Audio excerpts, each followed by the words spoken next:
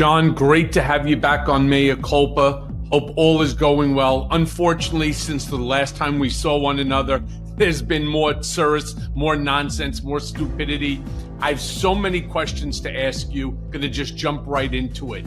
First and foremost, the United States Court of International Trade recently ruled that President Trump's Liberation Day tariffs exceeded his authority under the International Emergency Economic Powers Act, that IEEPA, stating that long-standing trade imbalances do not constitute an, and I quote, unusual and extraordinary threat. Now, given your experience with executive overreach during Watergate, how significant is this ruling in reasserting congressional authority over trade? Well, sadly, Michael, the Republicans in Congress have gone fishing. They're nowhere to be seen on this whole thing. So it's great that the court did jump in, and a significant bank of plaintiff litigants stepped up to try to stop Donald's unconstitutional use of powers he really doesn't have. And this court is the first to address it, probably will not be the last to address it. But it's a 49-page opinion, excuse me, which I printed out late last night, and I'm just starting to read it. It's well structured. It is, I think it's going to stand the test of any higher courts. They lay out very carefully how the powers of Congress versus the president exist. It's a good opinion, and it's important that they did step up because, while the process took a while, Congress could have cut this off months ago when he first started the nonsense he's doing. He does not have this presidential power unless this 5 members of the Supreme Court decide to rewrite the Constitution. Very clearly, the treaty power is lodged in Article 1. He's an Article 2 figure, not an Article 1, and they haven't delegated the kind of power he claims to be able to wield. So, important ruling, good first step. Markets are obviously a little squeamish today. They don't know what it means. It's interesting that a court ruling did not bounce the market as much as a rumor out of Donald Trump. Anyway, that's my that is an amazing thing. The crazier part here is the first thing that they go on, and you start listening to these acolytes, enablers, these sycophants screaming, is that, these lunatic leftist judges, right? These Soros-funded judges, all they're trying to do is attack President Trump in, everything that he does to hurt his presidency and so on. And the funny thing is, not one of them actually did their homework. I believe one of the judges was appointed by Trump. Another judge was appointed by Bush. And a third one was appointed by Barack Obama. Now, I think I got that right.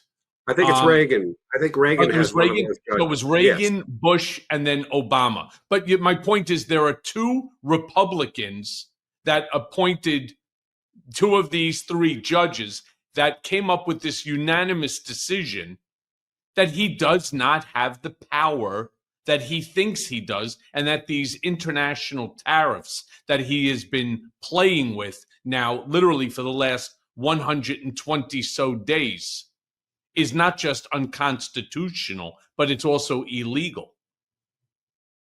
Very, very correct. I have been, when people have been asking me about this since he has been playing this game and hammering the market and hammering my 401ks, it's painful because he has a new toy and he is not only abusing it, he's just pounding it on the floor to see what he can get away with as he fluctuates the market, which has no stability whatsoever right now. That's why the market really just sort of underreacted to this court's decision. They wonder if he'll even honor the decision. Now, It's funny that you say that, John. It's funny that you say that because the market actually at opening started off very strong in the green. It went up a couple of 100 points. The basically the companies, the big companies that are going to get hurt or crushed by these tariffs, they started up again also in the green. And after literally, what, 2.5 hours, the market's down about 130 points with those same stocks now basically either flat or in the red. I mean, you're not wrong when you say the markets are reacting very, very strangely as opposed to when Trump makes an announcement. well, it's because they don't know if he'll honor a court decision. But, the very mechanics of collecting duties and tariffs, I don't know how, if a court has ruled, and it's a little bit odd right now because there's no stay. They're apparently going to appeal it to the Second Circuit, which has jurisdiction over that court. It's a court that has ruled against him in the past, but the uncertainty is going to be there until the Supreme Court steps forth on this. But Michael, I don't know how the Supreme Court can so twist the Constitution, and I don't know if they're even inclined to twist it again, given the twisting they have done with things like presidential criminal immunity, which is not exactly in the Constitution, whereas the Constitution speaks very clearly on tariffs and taxes. It's an Article 1 power. It has not been delegated. You cannot find an emergency. Fentanyl is not an emergency. They actually backed off that. They're trying, what worries me is that he might try to stimulate some real emergency. God knows what it would be. But that's, just so he could get his way. And that's a danger we have right now. Tim Snyder has been writing about that we're in a perfectly poised position for an unrestrained effort by somebody to start a terrorist attack and create a true emergency so that he has new powers, which it would happen. Yeah, it's funny that you say that. In my Substack of this morning, I actually wrote one called "One Ruling Won't Stop the Takeover." And I totally agree with that. This ruling is not going to stop him. It's merely going to provoke him. It's going to feed the paranoia narrative that he's been selling to his base, that the courts are rigged, that the judges are all Soros-funded leftist lunatics, that the system is stacked against him, and that only he can save America from America, right? I mean, he's already testing from the waters. Himself, from save America from Donald Trump. Donald Trump can do that. And he's right. Yeah.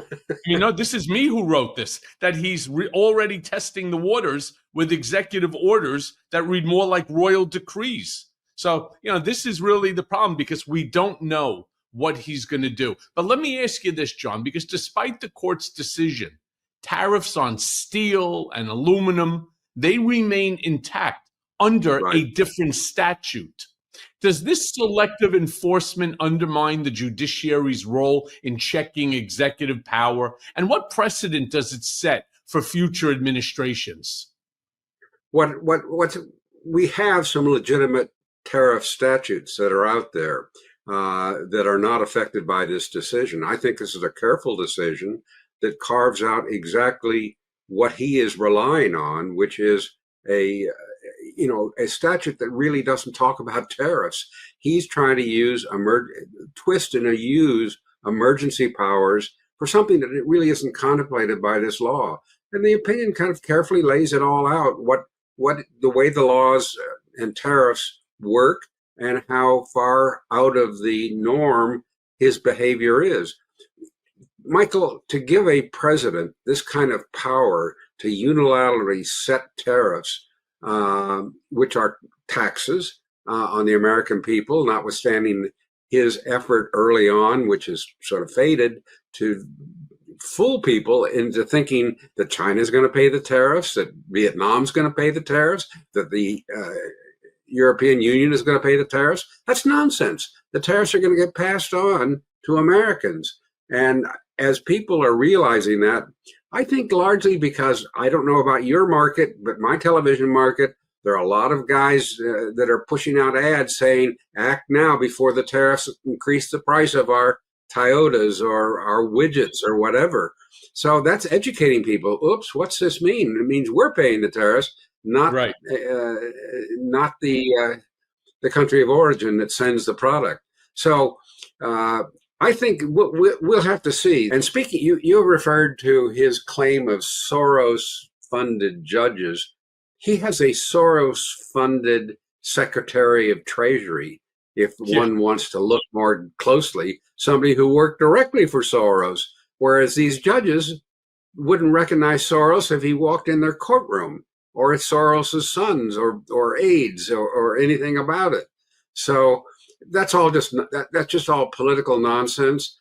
And I'm saddened that the MAGA base is as stupid as it appears to be, that they can be so fooled so long by these people. And you know my feeling about the nature of his base is they're all a bunch of authoritarian personalities. They don't care about facts. Whatever he says, that's good. They'll rationalize it. And I have an attorney friend who is my litmus test, who I'm about to, maybe today or tomorrow, I check in with him regularly.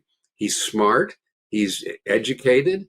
He's sophisticated.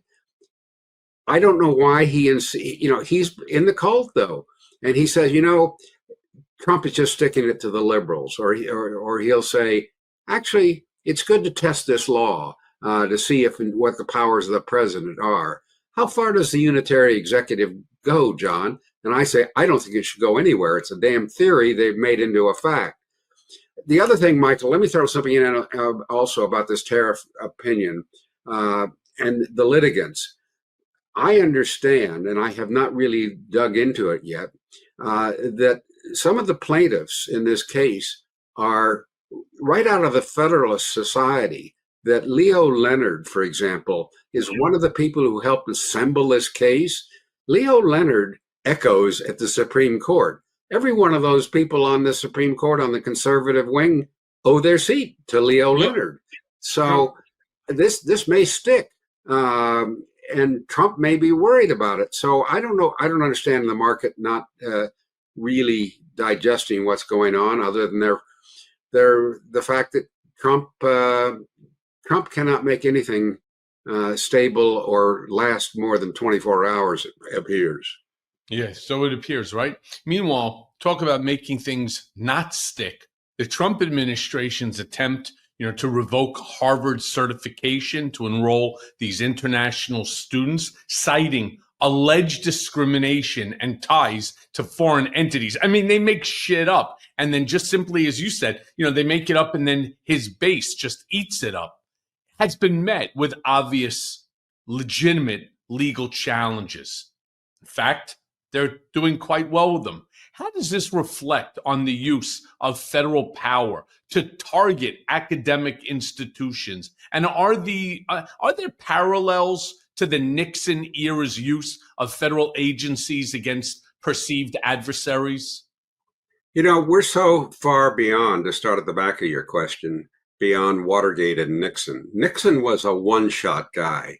For example, when Trump went after Bruce Springsteen, a lot of people noticed the parallel of Nixon going after John Lennon and trying to deport him and trying to somehow attack a superstar. It was a one shot with Nixon. Nixon tried some of these things, but immediately backed off when it was clear he didn't have the power. That's the big difference between Trump and Nixon.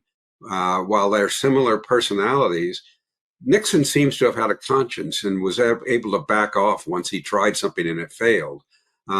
His inclinations and Trump's inclinations are very, very similar. But we're so far beyond Watergate and Nixon's abuses of power that it's systematically developed and happened before he got into office. I know, and I'm sure you can confirm this and know it better than I, Donald Trump didn't cook all this business up. It's in Project 24 or 25, 2025, excuse me. This is all outsiders. These are conservative think tanks who've been this is their wet dream. They have found a vessel through which they can push all these longtime radical ideas they've had. And that's what they're doing. And Trump just smiles and signs, loves to get his Sharpie out and put his Donald Trump down, and then loves the reaction he causes. But this isn't thought through by Donald Trump. I don't think Donald Trump, you can speak better to this, Michael, than I can think through any of these ideas. I don't think he has a clue what he's doing. You're right. He has done none of this work. He has done no homework on this at all. This is 100% Project 2025. I've been saying this literally for about 6 months now, that once the information on Project 2025 came out, that 922-page manifesto written for the complete and total destruction of our democratic republic, I said, here's exactly what's going to happen. They're going to flood the entire system with hundreds of executive orders, none of which Donald Trump has any idea about. They're going to write the executive orders for him, give it to him on a piece of paper. He's going to put it into a fancy little paper holder. He's going to put his John Hancock on it. He's going to go in the Oval Office and he's going to sit there and he's going to read off of it. And he's then going to use that. He doesn't do homework. And that's the biggest problem. And these people know, and they are looking at Trump, which I'm so angered about, because this is a man who I personally looked up to for so long. They're looking at him and using him like a useful idiot that basically just put it in front of the dancing monkey, he'll sign it, and then he'll do the dance. He doesn't believe in about 80% of the stuff that he's signing. He doesn't give a shit about Harvard. He certainly doesn't care about anti-Semitism, right? He's now combining, or as he says, it's the weave. He's weaving now anti-Semitism into his anger and hatred for Harvard, plain and simple. Yeah, I had never pictured Donald Trump as a great champion for fighting anti-Semitism that he's now purportedly become, where that's the driving force in his life to correct the American way because Jews are being discriminated against. That problem obviously far precedes his presidency and will probably be there long after. It's not unlike the civil rights movement with blacks, where, it's just the nature of our society that we don't seem to be able to self-correct on this. Although I thought we were making some progress on both fronts before Trump started stirring the pot, but it's good politics for him because his white boys that follow him are apparently too worried about where they're going to be and where their children are going to be to think through the way solutions are actually found. I'm glad you agree with me, because I just could never accept that Donald Trump could come up with all these Project 2025 programs. I waded through parts of that, and there were clearly essays done by different people from different think tanks, conservative think tanks, and it was a wish list. And now he is trying to implement it. One of the things that I think has been a little bit overlooked, Michael, is he has a 180-day implementation program that he touted. He'll say anything, so whatever's on his mind comes out, and that was clear that they are implementing their 180 days. Why 180 days? Well, we're 100 days plus in now, so we've got about 70 days left or more to implement all this stuff. So why cut it off at 70 days? Well, the midterm elections are coming up, and they know that nobody will be focused on this, and his base leaders and members of Congress and people who have to run for re-election, particularly in the House and Senate, are going to be in a lot of trouble when they're out there pushing this stuff. So I think it's, we're something of a countdown now. We're over halfway for their implementation, so that could have a calming effect as the election approaches. I think they're going to take a terrible beating. American people have not responded well to any of this behavior that is now the norm from day to day. And the other thing, Michael, that strikes me is that how effectively he is the front man, and the real evil behind this is pretty hidden, with the exception of Stephen Miller, who pops up from time to time because he doesn't seem to be able to resist going online on X and making some outrageous statement about judges or whomever. But the rest of them, the Russ Voigts, the brain power behind this stuff, they're buried. They're hidden. They're not getting the attention in the media they should. They've obviously vetted their staff to, and probably under threat of death if they leak. So it's pretty hidden. Who are the brains and who are the real movers and shakers here. And there's no better disinfectant than the piteous light of publicity in a situation like this. So I'm hoping that our legacy media and the new media will start looking at who are the people who are really running the show here, because I don't think they want to be known. They're radicals. They know they're radicals, and they will not go down well with even parts of the MAGA base. Yeah. Well, let me say this, John. Two things. First and foremost, something I talk about on my Substack every single day. You would have to be stupid to count Trump out, count the GOP out in 2026 with the midterm elections. I hear more Democrats sitting there and saying, Trump is so bad, these policies is so bad, this administration is so bad, the grift, the theft, the lying, it's so bad that it's going to be an ass beating in 2026 in the midterm elections. And I turned around and I said, that's the same stupid talk that we all heard going into the 2024 election, that Trump is so bad that a donkey would end up beating him because he gets up there with the same fucking nonsense again and again, and the weave, and none of it makes any sense, and it's on and on. It's like word vomit salad. That's all that it is. And none of it makes sense, including, for example, like his most recent conversation, his statements that he made at West Point, which was like, again, just batshit crazy about trophy wives and yachts and divorce. You're talking to cadets. Let me put it to you this way. Who won the election, right? Not only did he win the election, he swept every single one of the purple states that he needed. Every single one. So anybody that counts him out, anybody that is, already saying, yeah, don't worry about it, we'll get this, we have to wait it out another, say, 13 months.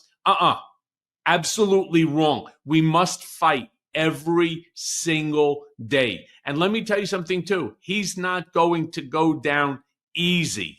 And neither are these sycophants, these enablers that are around him. One of the things that we're also watching is this administration is doing. They're also freezing. And this really bothered me a lot because he constantly talks about how he is now freezing about $3 billion in federal research funding that goes to Harvard. Now, anybody like myself who's critical of this administration, we argue that this is a retaliatory move against a perceived liberal institution. The problem is that money doesn't go to Harvard. And for whatever reason, either the folks around him don't want to tell him, or they have told him and it doesn't play to his narrative, so therefore he won't discuss it. But the question I really want to ask you, John, is how does this align with historical instances of using federal funding as leverage against dissenting voices? Well, again, it's a Nixon one-off.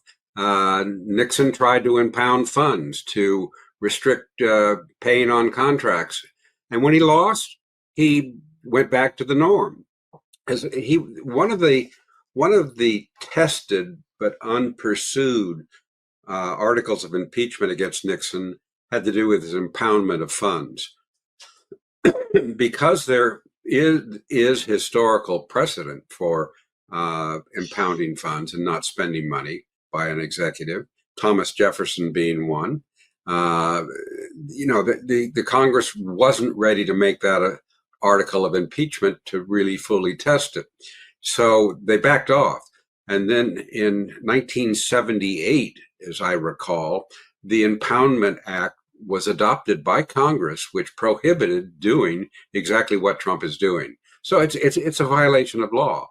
Are there no criminal penalties for that violation? There are no criminal penalties that apply to our current sitting president of the United States. He is immune under the Supreme Court's doctrine of presidential immunity, both civilly and criminally. So he doesn't fear, but that doesn't mean others couldn't be forced to comply with these contracts. And that's what's happening now with Harvard. While some of the grants he couldn't get to and didn't have control over, I think the latest round of funding restrictions are basically research contracts that have already been committed. And so what Harvard is obviously going to do is go in and enforce its contract or the recipient. So that this will get sorted out in court. Michael, thank God the courts are, even the Trump judges are holding. They're honoring the rule of law. They're playing the game the way it's supposed to be played. My real concern is when push comes to shove, what's going to happen if Trump starts openly violating court orders? He is subtly violating court orders right now. Yeah. He is dancing around them. We don't have the head-on clash at this point that I think is inevitably coming. And how that is handled is the $64,000 question at this point. And whether this will happen before the election or not, I don't know. Before the midterms. Yeah, but I don't have a lot of confidence, to be honest with you, in the judiciary for obvious reasons, right? And my biggest fear is, you are 100% correct. They have so far, they have towed the line. They have done their judicial responsibility, their obligation. But what happens when that breaks? There are judges like the ones in Florida, right, where no matter what Trump does, no matter what he says, they're all pro-Trump. And they're willing to rule on cases that you're saying, wait, a first-year law student knows the answer, the right answer to this. But yet a judge is interpreting it the opposite way? What happens when they break? Michael, I must say, you're referring to Eileen Cannon, who is certainly not a model of the federal judiciary. She's a rogue. She's an outlier. There are some outliers on there. There have been over 300 cases filed against Trump's current behavior. The website Just Security has a wonderful tracking component that shows all of the federal cases that are now pending against Trump. He has lost so far about 90% of the cases, and they're not, in the rulings, when judges appear to be pro-Trump and want to give him a break, they find a legitimate but not really called for peculiarity in things like standing, which means do the parties have the right to bring the cause of action? It's been on very narrow basis, not just flagrant ignoring the law by the federal judiciary. And I think that's probably the peer pressure, not to mention the appellate system works and corrects deep flaws. It's when you get to the higher level where the Supreme Court literally can rewrite the rules that the problems exist. The hundreds and hundreds of federal judges that are on the bench right now, Michael, I think they're honoring their oath to support and defend the Constitution. I guess we'll see. Because look, John, and to your point, in March, we all know the Trump administration deported hundreds of Venezuelans despite a federal court order that halted or was deemed to have halt those actions, invoking, right, the Alien Enemies Act. That's what Trump used, right? This Alien Enemies Act. My question I want to ask you is, what are the constitutional implications to Trump, to this administration, for defying judicial orders? And how does this compare, again, to past instances of executive defiance? Because there is no other way. Zero. There is no other way other than to describe what Trump and this administration is doing in terms of undermining the judiciary as just executive defiance. Well, as I said earlier, we have not had the head-on collision yet. The case you referred to with Garcia being sent to El Salvador, that's percolating along very slowly in Judge Boasberg's court.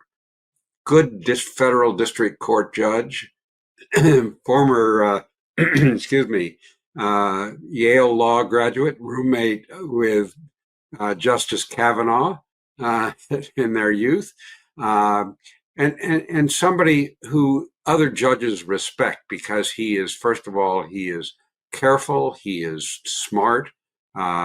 He's taking this a step at a time because that looks like the first place where there could be a head-on collision. And how high does that go? Well, he's gathering evidence and making his case right now. He has said, for example, if the Department of Justice under Trump's direction refuses to do what the Department of Justice does to implement orders, he will bring in, under his own equity powers as a judge, outsiders to prosecute people who fail to obey the law. In other words, if Pam Bondi says, I'm not prosecuting any of my prosecutors if they are in contempt of court, well, the judge has a remedy around that. There is also kicking around out there the fact the whole issue of whether the U.S. Marshal Service will follow judges for whom they work immediately, or follow Pam Bondi should she give an order that they're not to comply with any judge's instruction, rather the president's orders. These are all real constitutional crises that we haven't confronted yet, but they're cooking. You ever wake up after a week of nonstop political chaos, look at yourself in the mirror and think, damn, I aged like a president in his second term. Yeah, well, me too. Long days, long news cycles, and a diet that consists mostly of rage and revenge will do just that to you. That's why I gave Prolon's 5-day fasting mimicking diet a shot. And let me tell you, it's like a full body reset without the misery of actually fasting. Prolon's a plant-based nutrition program of soups, snacks, teas that keeps your body in a fasting state while still feeding you. It works at the cellular level to jumpstart rejuvenation and help your cells act like they've just had a motivational speaker and a green juice. It's real science. It's real results. And now, boom, they've rolled out the next-gen 5-day program. And now, boom, they've rolled out the next-gen 5-day program. It's 100% organic soups and teas, richer flavor, and ready-to-eat meals. So even a certain president couldn't screw it up. Developed over decades at USC's Longevity Institute and backed by legitimate top medical centers, Prolon has been shown to support biological age reduction, metabolic health, skin appearance, fat loss, and energy. Look, I did the 5-day program, and no joke, I felt better, lighter, cleaner. Now I'm all in for next gen. And here's the deal for my Mea Culpa listeners. For a limited time, you can be first in line to experience the new next gen at special savings. Prolon is offering Mea Culpa with Michael Cohen listeners 15% off site-wide, plus a $40 bonus gift when you subscribe to their 5-day program. So go now and visit prolonlife.com/mea culpa. That's PROLONLIFE.com/mea culpa to claim your 15% discount as well as your bonus gift. That's prolonlife.com/mea culpa. Give your body a break. It deserves it. Believe me. They're cooking, and we know instinctively what Trump will do. So the judges are preparing for that. And, I think Boasberg is going to build the model on what you do with a presidency that is outright defying federal orders of judges. Yeah, and while they are defying the judge's orders, Garcia remains in El Salvador in hell, right? And Yes. Trust me, I sat for 51 days in solitary confinement in upstate New York, all right? That was hell. I can't even begin to imagine what this guy and what he's going through. I can't. But while all of They did move Garcia out of CCOT and into a separate prison, but we don't have any information. We have zero information. Correct. We don't know if it's worse or some improvement over CCOT after his senator visited him. Yeah. Meanwhile, while all of this nonsense is going on, the administration's actions have raised real serious concerns about the attempted erosion of habeas corpus rights. And it's very personal to me, but only as the result of my incredible attorney, Danya Perry's habeas corpus petition, was I ultimately released from solitary confinement because I refused to sign a counterfeit federal location monitoring agreement that violated my First Amendment rights. You know the whole story. Meanwhile, question I want to ask you is, how critical is the protection of these rights in maintaining the balance of power? And what dangers arise when they end up getting circumvented?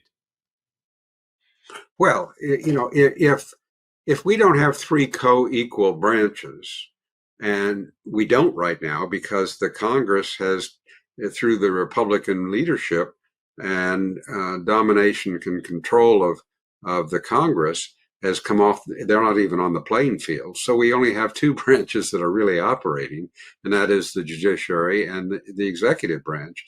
So they're out of whack already. But can he somehow alter the balance where he overpowers the judiciary? That's the crisis that's coming, where we find out what judges can and cannot do.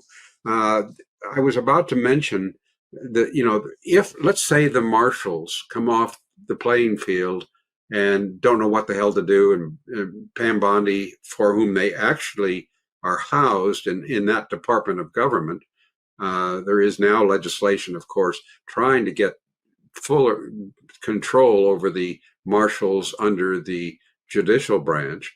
But let's say that they do come off of the playing field and they're not available. There is something in the law, in the common law, called comitatus. You've heard of the expression posse comitatus, which is illegal. And for example, to use the U.S. military to do domestic law enforcement. Right. It's a law that prohibits that.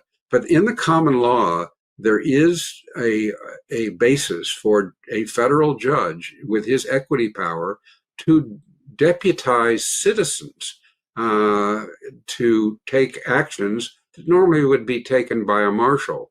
And this is a real possibility. It is not only in the common law, it is recognized but not spelled out in a number of federal statutes. I have a friend who is a very savvy attorney. He's a litigator. He's a big corporate litigator. represents Fortune 50 corporations when they're in legal trouble. But he and I have been talking about this, and he has been researching it. And I hope he writes about it because it is an idea that has sort of been ignored at this point. But yet it is a little rumbling amongst academics and scholars who are aware of this power. But it's something that might have to be called upon by federal judges if we get to the constitutional crisis that the executive branch refuses to implement court orders. Okay, so think about what that actually does to an already divided United States of America. Imagine now that they start deputizing a bunch of citizens, right, who have their own firearms. Lord knows everybody in America has got like at least 10, right? Now all of a sudden these cowboys are out there. There's no training to these individuals. They could be whether. No, Michael, you're wrong. You're wrong. What these judges will appoint are state authorities that are already in law enforcement. They'll federalize them. They'll take sophisticated people. They'll try to prohibit the cowboy from getting into this game. In other words, we all know there's the potential of civil war breaking out. It may be the only solution ultimately, that Trump will provoke a civil war, and we'll all be out there figuring out where our neighbors stand.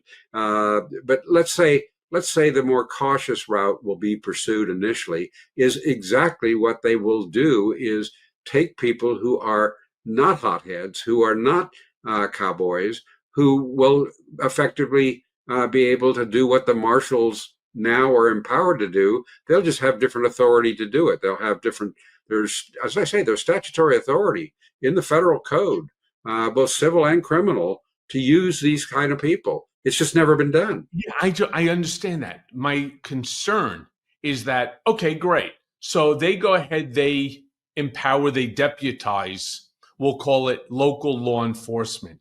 Trump then has Pam Bondi turn around and deputize the militia.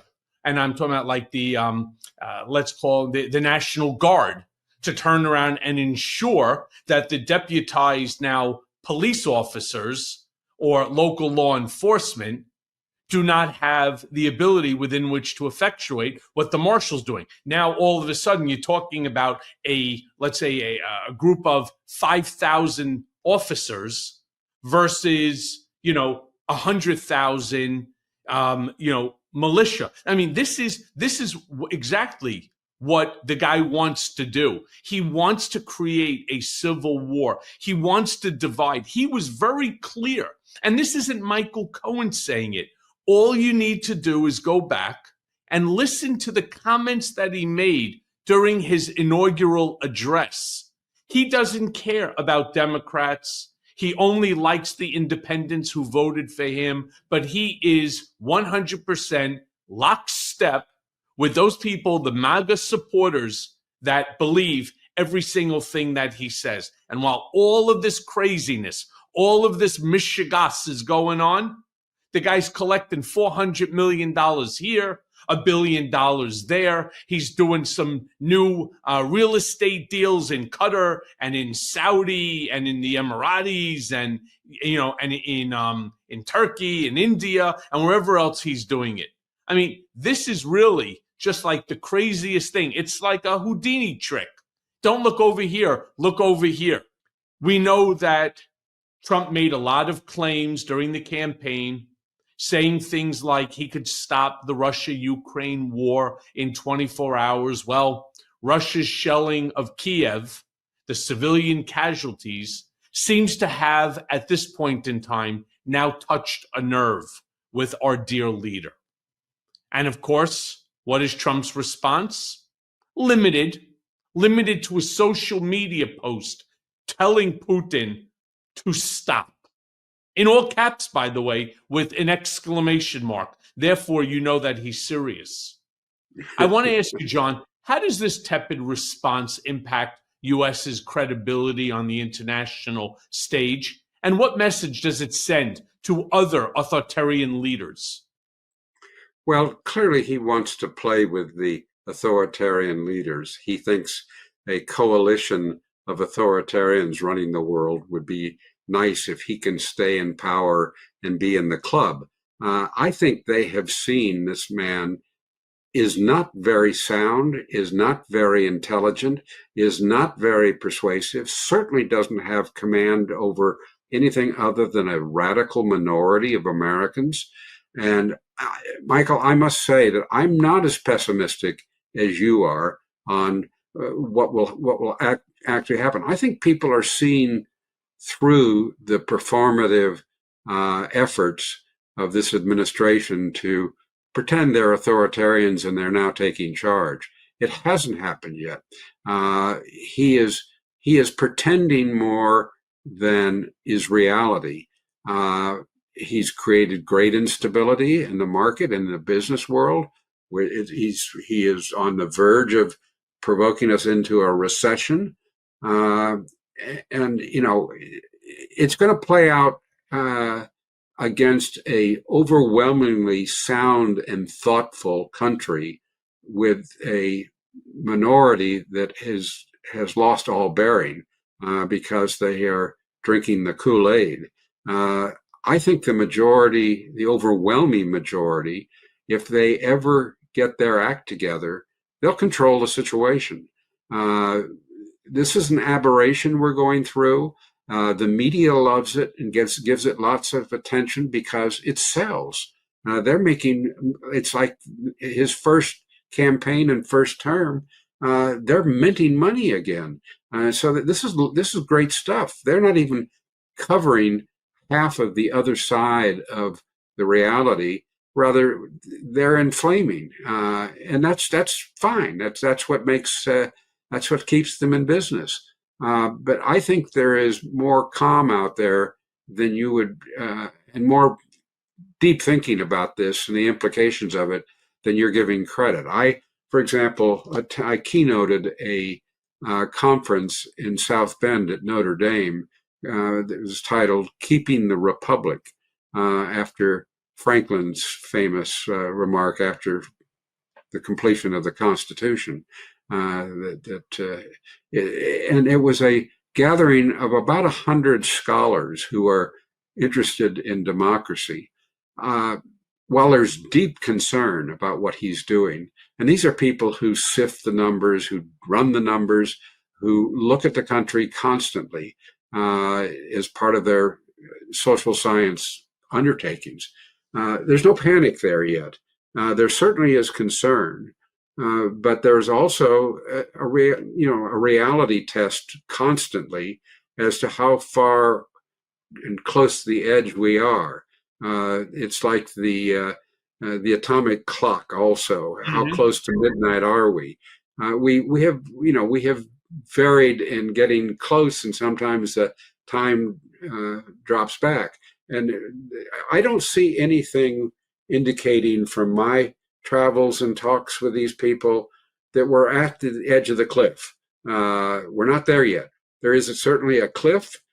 Trump is somebody who would love to push everybody over it and see what happens. And then hopefully he could claim he'll fix it. Only he can fix it.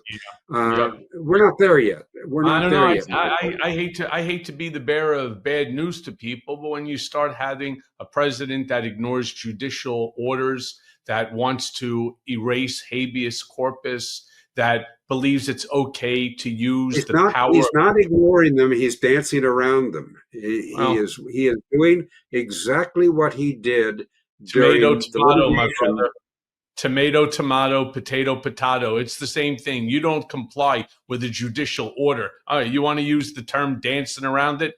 He's certainly not acknowledging it. On top of that, but he has not yet outright defied one. I'm not a Trump apologist. I don't know what happened. Listen, you have Kilmar Abrego Garcia. He was directed to be brought back or facilitated to bring back. Oh, all of a sudden now, what's the definition of facilitated? Seriously, right?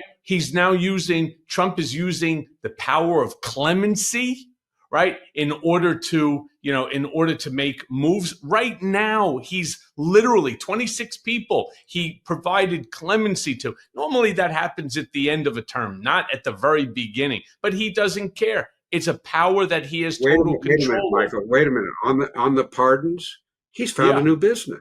He's found a new business. Yes. Now, I'm glad you brought that up, because that's another thing that he's dancing around, right? Because I'm going to use he's not dancing there. He's well, just signing. What he's is letting his staff set up accommodations for people who can get to him, and suddenly once they get to him, even the worst of cases are getting pardons. I mean, Kanye West, for God's sakes, gives the name of somebody, Kanye himself. And I used to represent Kanye. And then when I did, he wasn't as crazy as he is right now, but he's become a complete and total anti-Semite. So on one hand, he's fighting against anti-Semitism, but he's taking the calls of an anti-Semite and he's doing his bidding.